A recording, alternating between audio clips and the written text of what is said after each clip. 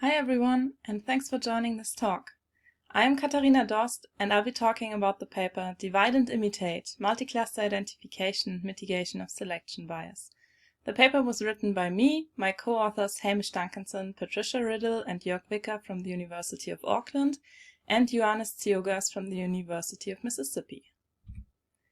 I'll start this talk by doing my best to convince you that the problem we are dealing with is important. Afterwards, I'll introduce our method and discuss some findings. Let's jump right in. Imagine a researcher that just received a new dataset. It might be data she gathered herself, so chances are that she knows the data quite well. But it could also be data her colleague gathered, or someone else entirely, or the data wasn't gathered in a design setup at all, but just came together naturally. As usual in machine learning, the researcher splits the data into training and test set, trains a model on the training set, evaluates on the test set, and the performance looks great. Now that a well-performing model has been trained and carefully tested, it can be applied in practice, impact future business decisions, and therefore shape the data to be gathered in the future. So if the training data was a biased sample, and the true data to be predicted contains areas that were underrepresented or entirely unobserved in the training set, the model will perform poorly, but we won't actually ever see the clear picture we see here. Can we warn the researcher before all of this happens? Good news! If you have an unlabeled ground truth sample available, the literature on selection bias or covariate shift correction offers solutions. If the researcher has a concrete suspicion where the bias might be, she can at least validate this using the AI Fairness 360 toolkit or additional data. But if the researcher does not know about the bias or has no idea where it might be, there is not much that can help her. In fact, we are aware of only one method dealing with this problem setting, and that's the Imitate algorithm. Imitate comes with a major drawback though, as it only works for datasets with one cluster per class that can be modeled as a Gaussian. To summarize, Imitate aims to identify biased zones and generate data there that mitigates the effect of the bias while using only the biased data, no ground truth sample. Imitate then assumes that the observed data is a biased sample drawn from a multivariate Gaussian distribution. That's a reasonable starting point since normal distributions are very common in nature, but it's still limiting the applicability of the method quite strongly. In our paper, we propose Mimic. Mimic follows the same goal and problem setting as Imitate, but it assumes that the ground truth of each class can be modeled as a mixture of possibly overlapping Gaussians. Therefore, Mimic is strongly increasing the number of datasets it can be applied to. Either way, these assumptions might or might not hold, so ultimately, the researcher needs to be provided with a visualization of the potential bias and a choice if she'd like to have it reconstructed or not. I hope I could convince you by now that what we are working on is an important problem, and you are getting curious about what we did. Just to make sure that we are on the same page, this is the problem we are aiming to solve. Assuming there is an unbiased dataset representing the ground truth, a part of it has been observed in experiments, B, and another part has not been observed, I.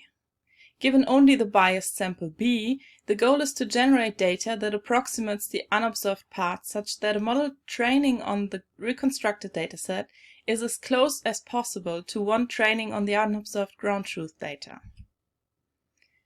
Since we use Imitate as a building block for Mimic, here is a very quick recap. Please have a look at the original paper if you are interested to know more.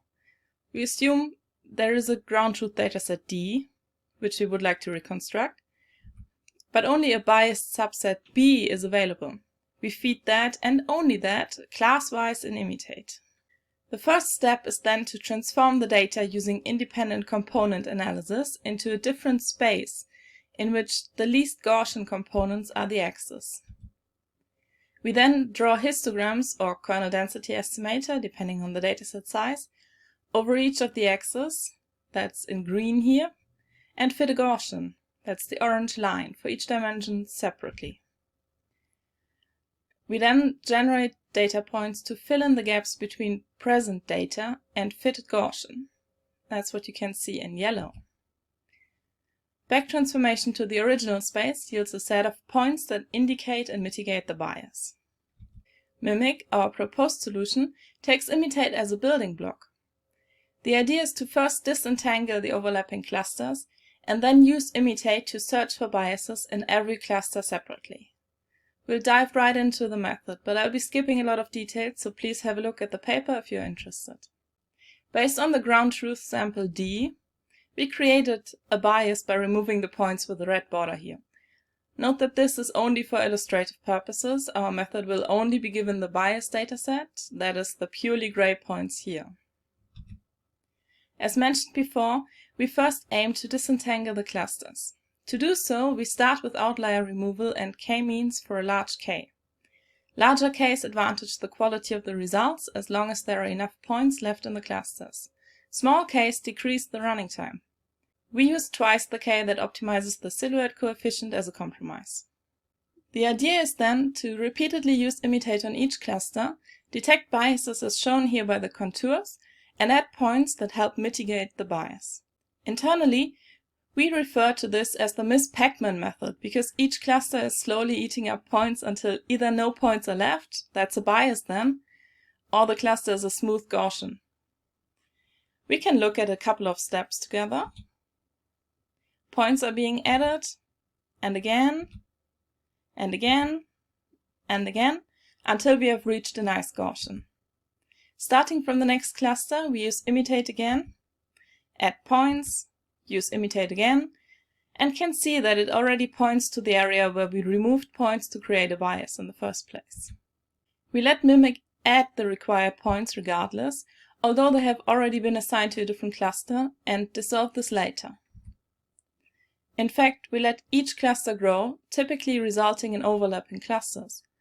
We merged those that overlap almost entirely and check for all other pairs if merging would improve the model likelihood. Tiny clusters will be removed. Umbrella clusters overlapping several smaller ones will be removed if the likelihood of the subclusters is higher. In this case, we will have only these two clusters left after the merging step. Mimic then assigns all points to the clusters probabilistically and uses Imitate on each final cluster to generate points that mitigate the bias, here with a black border. In case you're wondering why we went through the hassle instead of just using, for example, Gaussian mixture models, it's because the results are different. Expectation maximization-based optimization models the bias data, but doesn't point to potential biases as we do here. Imitate's implicit assumption is that we trust present data more than the absent data, so we assign a higher weight to higher histogram bins during the fitting of the Gaussian, which provides substantially different results. But does it really make a difference? Let's look at the results. To evaluate Mimic's performance, we use real-world datasets as the ground truth data. We create semi-artificial biases by splitting the data into B and I based on one of the attributes. And we use different bias mitigation strategies to reconstruct I. Competitors to Mimic here are Imitate and what we call GM Mimic. That's clustering with GMM and subsequent augmentation as in Mimic. To see if the generated points help, we train classifiers on the entire unbiased dataset D, the biased dataset B, and the reconstructed dataset B together with I hat. Each of the classifiers will be evaluated on an unbiased test set, and we measure the improvement in accuracy resulting from the bias mitigation. We discussed many aspects of the algorithm and the effect of dataset characteristics in the paper and its supplementary material, which I'd like to refer to for more details. For you today, I will briefly summarize what we found. First, we can see that Imitate does not generalize to multi-cluster datasets. That's to be expected since it models only one Gaussian. Second, GM Mimic is typically inferior because of the different optimization approach discussed before. Last but not least, we see that, although this is a really tough problem, Mimic not only beats its competitors, but is also applicable to a wider range of problems, and it helps decrease the effect of the bias in most cases. There is a couple situations in which Mimic does not stand a chance. That is, if the dataset has categorical, binary, or discrete features with a very small number of values, since fitting a Gaussian would be meaningless here. If B already consists only of Gaussian clusters, no bias can be identified.